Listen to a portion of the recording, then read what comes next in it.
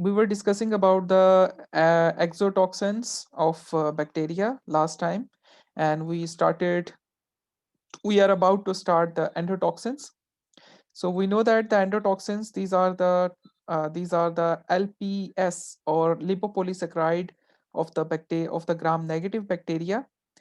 Gram positive bacteria, it has exotoxins, it secrete exotoxins, while these gram negative, it secrete, or it has actually endotoxin, which is not released into the system, but the endotoxins are released when there is a breakage of lipopolysaccharides.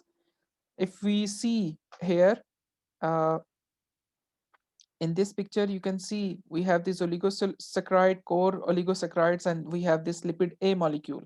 So this lipid A molecule, which is integrated or which is attached with the polypeptide glycon unit, or you can say the cell wall of a gram negative bacteria. So this lipid A molecule is a toxic compound, or it is a toxic. So these are the endotoxins. So endotoxins of gram negative bacteria, they are present, they are actually present, or you can say integrated with the outer wall, of the gram negative bacteria. And we know that the gram negative bacteria outer wall is made up of lipopolysaccharide. So endotoxins of gram negative bacteria, they are actually their chemical properties are actually they are usually LPS. They are made up of lipopolysaccharides, and we know that these endotoxins, they are only present in gram negative bacteria. These endotoxins, they are only present in gram negative bacteria, because gram positive bacteria produce exotoxins. Okay, so when we compare the endotoxin and exotoxin, the endotoxins are lipopolysaccharide, but the exotoxins are the polypeptides. These are the polypeptides, proteins. If we compare the endotoxin with exotoxins, the exotoxins are the polypeptides, while the endotoxins are the lipopolysaccharides. So there is a difference. Chemically, they are different. So the enzymes that is responsible to synthesize the LPS, they are encoded on the bacterial chromosome. So the exotoxins are polypeptides, and their enzyme, like the enzymes which require to produce the to produce they are located on bacterial chromosome rather than the plasmid. So when we compare the toxicity of the endo and exotoxins, the toxicity of endotoxin is low as compared to exotoxin. The toxicity of endotoxin is low. Why there is a weak toxicity? Because it is not excreted or circulating within the blood, because these endotoxin is the part of the cell wall or a outer membrane. So it has a very weak toxicity. So when bacteria replicate rapidly, there will be more LPS antigen, or this lipopolysaccharide A antigen or A toxin. So there will be more toxicity. But when we compare with exotoxins, so endotoxins have a less toxic or weak toxicity. As I have told you that exotoxins are exotoxins are protein in nature. Exotoxins are polypeptide. So we know that the proteins are very sensitive to heat and temperature. So the exotoxins, they are heat labile. They can be degenerated with even slight change in or increase in temperature. While the endotoxins are even stable at 60 degrees centigrade. Our normal body temperature is 37 to 37.5. So even if this is a normal body temperature, so these endotoxins, they are still stable above 60 degrees centigrade. So they are very thermostable compounds or thermostable lipopolysaccharides. So as these endotoxins, they are present, they are integrated. These are the integral part of the outer membrane. So they cannot be released. They are not released into the blood, just like exotoxins. So that is why there is no need to prepare the toxide or antitoxins. These endotoxins, these endotoxins, they have a weak antigenic. They are weakly antigenic. When there is a weakly antigenic, so we don't have any antibodies against these endotoxins. So that is why there is a very less chances of toxicity as well. The endotoxins, they are very weak antigenic property. Why they are very weak antigenic property? They have weak antigenic property because if you see the lipid A, which is a toxic compound, that is actually a present within, actually it is the internal part of the outer membrane. So this is the outer membrane. So the lipid A molecule, which is endotoxin, it is actually present with the cell wall. It is not exposed. It is not exposed. So it is actually above this lipid A molecule, we have oligosaccharide. So because it is not exposed, so that is why our immune response or our immune system cannot recognize this. So when we cannot recognize this, it means that there is no antigenic property. So the lipid A molecule or these endotoxins, they have a very weak antigenic property. So that is why our body cannot detect it. So there will be no antibody production against these endotoxins. Understand?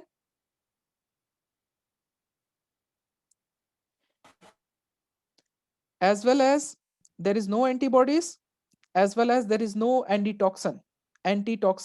They have been produced for endotoxins.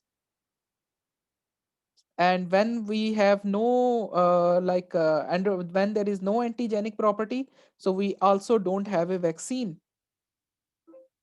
For exotoxins, we have vaccines are available, but for endotoxins there is no vaccine because there is no antigenic property of these endotoxins. Understand, class? Yes, sir.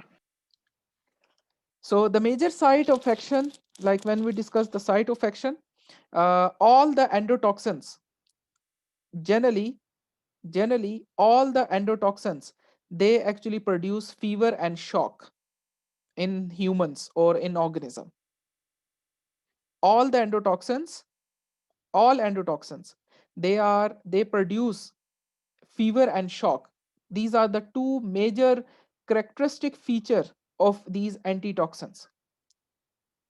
So the antitoxins, they cause fever and shock.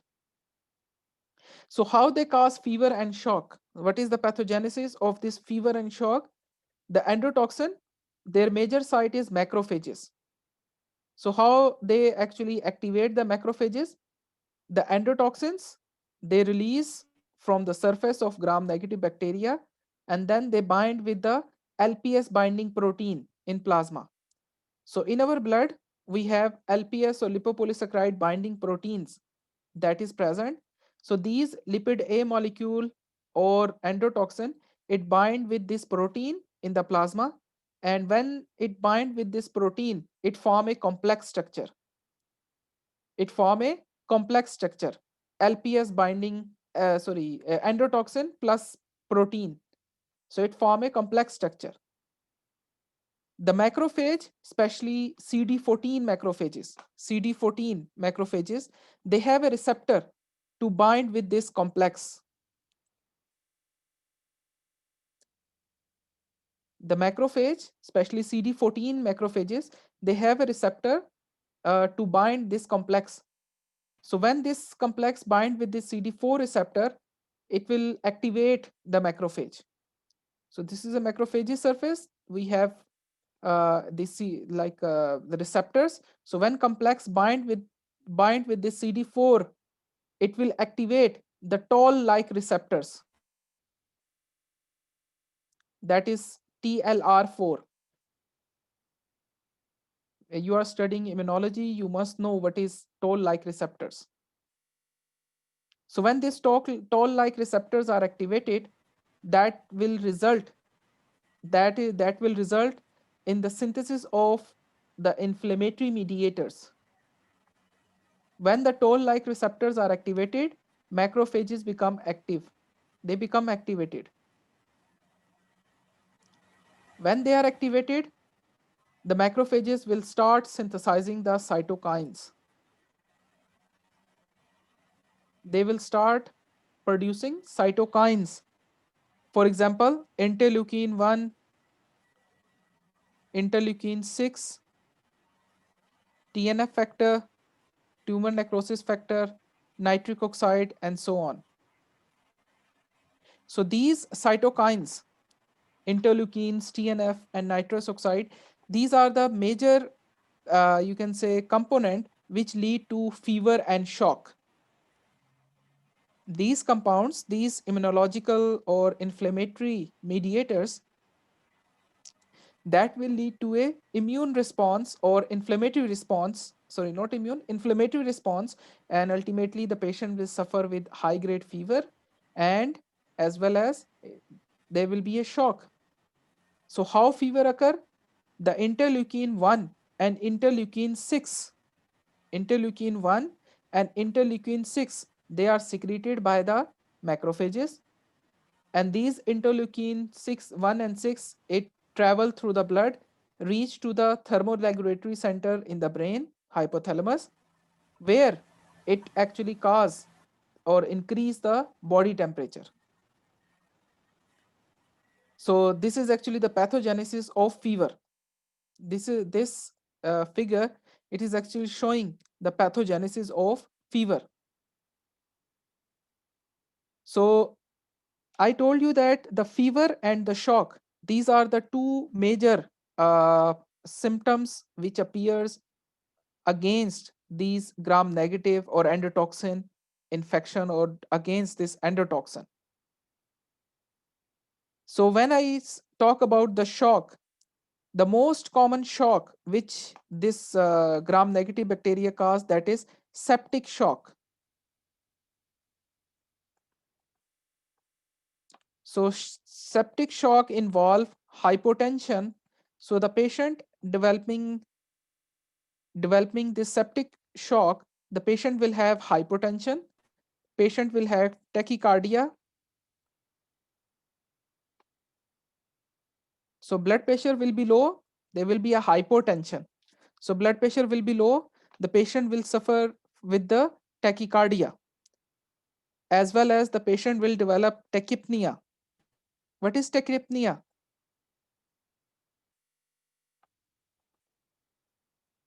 Tachypnea, shortness of breath.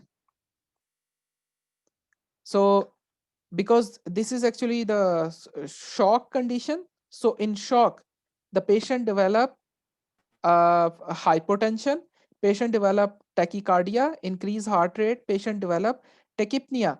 Along with that, there will be a, because these are the cytokines, so they have activated the macrophages, so there will be more activation of immune response. So that will also lead to leukocytosis. What is leukocytosis? Have you heard this name? Sorry, cytosis. What are leukocytes?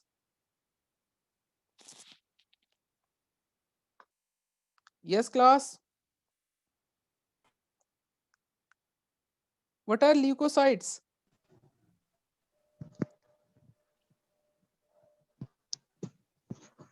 Blood cell. White blood cells. White blood cells, the other name of white blood cells is leukocytes. So there will Right. be a leukocytosis. So there will be an increased WBC count. So these are the clinical feature of septic shock.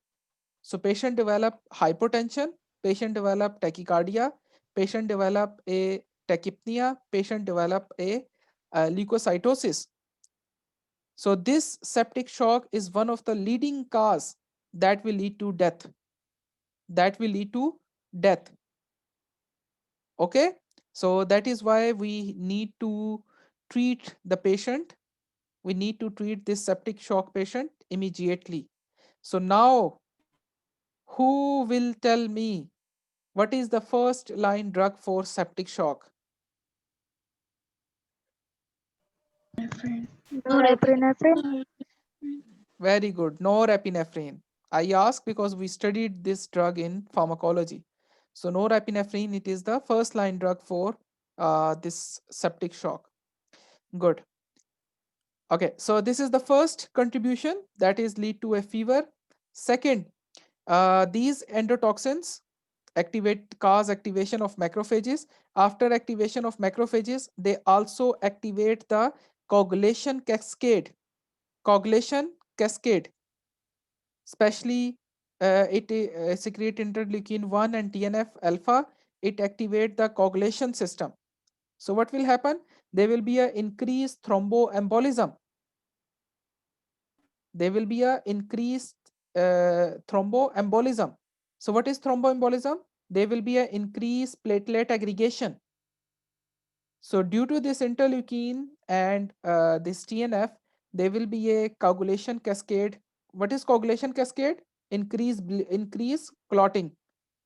So clot, it is formed due to adherence or due to accumulation of the platelets. So this interleukins, it activate the platelets, and that will cause a thrombosis formation within the body. And this condition, we call it DIC, disseminated intravascular coagulation. Disseminated intravascular coagulation. DIC, it is actually the one of the complication of platelets.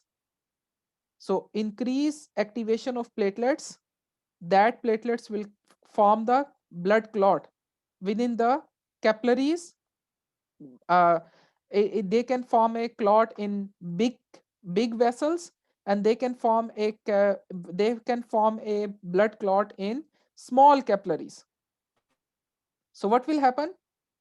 The circulatory There will be a circulatory thrombocytopenia. Okay, just leave this. This is not your level. So anyhow, so there is multiple clot formation occur within the blood vessels. So when these clot occur, what will happen? Because of this clotting, because of this clotting, because of this clotting, first of all, they can block any artery, and then there may be a ischemia. Second, in DIC, because as I told you, the platelets are the main reason for causing these clots.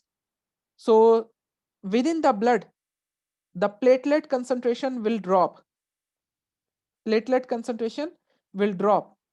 So low platelet concentration is known as thrombocytopenia.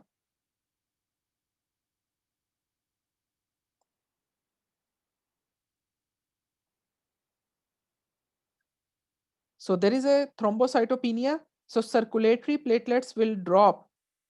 So when circulatory platelets drop, so there will be an increased tendency of bleeding. Increased tendency of bleeding. So what will happen? The patient will develop purpura. What is purpura? The subcutaneous vessel. The subcutaneous vessels are small capillaries which are present under the skin. Because of increased bleeding tendency, there will be a leakage of blood from these capillaries. So when blood leak out from this capillary, it will be clotted under the skin, and they will appear the skin as bluish color. So that we call purpura.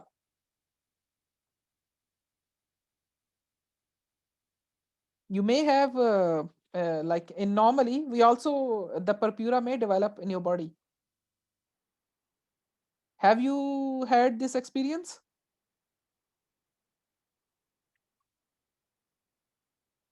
Anyone? Like if you get some injury, you may have experienced that. If you had some injury, so maybe within 1 or 2 hours after injury, there will be a discoloration of the skin. The skin become bluish in color, greenish to bluish color. And you have this experience, or you never noted this? I have seen, sir. Yes, sir. So that bluish skin which appears, that is we call a purpura. So that purpura is occur due to the subcutaneous bleeding, and that bleeding is because of the leakage of blood or the bursting of small capillaries under the skin. So the patient having this DIC, I have taught, like I explained you the pathophysiology of DIC. So in DIC, the blood, the platelets, it form a clot, multiple clots. So the circulatory platelets will drop. So when platelet concentration drops, there will be an increased tendency of bleeding. So blood can be leak out from the capillary. Okay, so that will lead to a blood clot, and the patient will develop a purpura. So in this DIC, there is a production of purpura, very common sign. And as I told you, the blood clot can also block the main artery. So that will lead to a decreased blood flow. Let's suppose if this blood clot it occur in the brain, so this blood clot will cause ischemic stroke. So patient will develop stroke. If this clot it occurs in coronary artery, it will lead to myocardial infarction. So these clotting and this bleeding can make a situation a complicated situation. So this DIC, it is one of the complication of septicemia or septic shock, or you can say the immune response against these endotoxins. Yes, class, do you understand?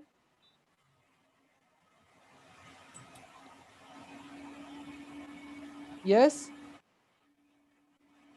Have you understood the pathophysiology of how these DIC or this DIC it occurs? Yes or no?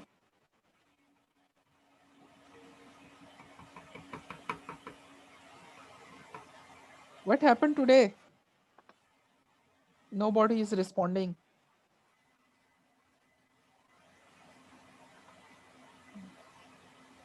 There are two possibilities: either you understood everything or either nothing. So if you want me to explain second time, I'm okay, I can explain it again. Okay. Please explain it again. Okay, I said the endotoxins, they have activated the macrophages. So after the activation of macrophages have started the production of interleukins and tumor necrosis factor alpha. Tumor necrosis factor alpha. These are the cytokines. Okay, we can call it cytokines. And collectively, we can also call these compounds as a inflammatory mediators. Inflammatory mediators, because they are causing inflammation. These interleukin and TNF alpha, they activate the coagulation system. What is coagulation system? They actually activate the platelets. We know that the platelets are responsible for clot formation, fibrin clot. If you remember your physiology of blood clot. So platelets are required. Platelets, they actually they required for blood clotting. But in this condition, these interleukins, they activate the platelets. These cytokines, they activate the platelets. So when the platelets are activated, platelets will form a blood clot within the blood vessels. So within the body, the blood clots will be formed. Multiple blood clots will be formed. The blood clot will be formed maybe in a bigger arteries like coronary artery, maybe in cerebral artery. The blood clot may be formed there, or it may be formed in a small blood capillaries, very small blood capillaries. So what will happen when platelets they become activated and they form a blood clot? They form a blood clot. So it means the consumption of platelets has increased. So the platelets which are present in our blood that will be consumed, to form a blood clot. So ultimately within our circulation the level of platelets will drop. Why there is a low platelet level? Because majority of platelets will be they will involve, or they are actually involved in clot formation.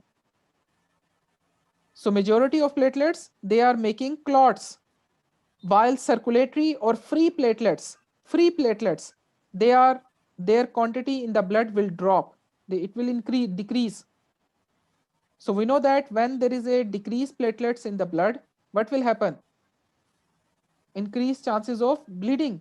Like if you apply a very small stress on the capillary, so there will be a leakage of blood. And once the blood leak out, it is because there is no platelet, so there is no stopping of bleeding. So that will lead to a increased bleeding risk. So same in DIC.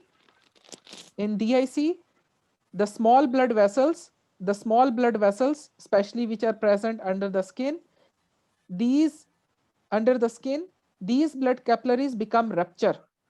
These capillaries become rupture. When these blood capillaries rupture, the blood in the capillary will ooze out, or it will be accumulated under the skin. And we know that when blood accumulated under the skin, the blood become clot, and that clot it appears as a bluish skin.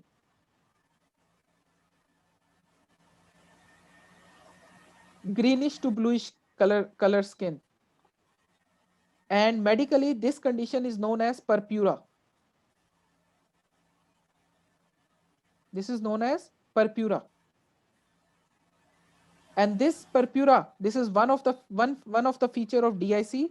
The second pathogenesis is, as I told you, this blood clot which are formed in small blood capillaries, as well as they may be formed in bigger capillaries. So if the big capillary or a big artery there is a blood clot, so what will happen? If blood clot is present in the big artery, so the blood flow will be decreased. For example, if this artery is actually transporting the blood to the heart, so what will happen? So there will be no blood flow towards the heart. So when no blood flow, so that will lead to a ischemia, and ischemia lead to myocardial infarction. If the same blood clot it appears in the cerebral arteries, so there will be no blood flow towards the brain, so that will lead to stroke. If the same blood clot it present in renal artery, so there will be no blood flow towards the kidney. So what is like net effect? What is the net effect? The net effect will be multi organ failure. Multi organ failure or multi organ damage. So the patient will develop multi organ damage, patient will develop a purpura, and the patient will develop a small red spot on the skin, that is we call patches. Patches are actually these are also the bursting of small capillaries under the skin. So there will be a appearance of red spot on the skin. So these are the clinical symptoms, or the sign, not symptom actually, the sign which you see if the patient develop DIC, disseminated intravascular coagulation. And all this pathogenesis, it occurs due to the cytokines, and these cytokines are produced due to endotoxins. Yes, class? Understand? Yes, sir. Yes, sir.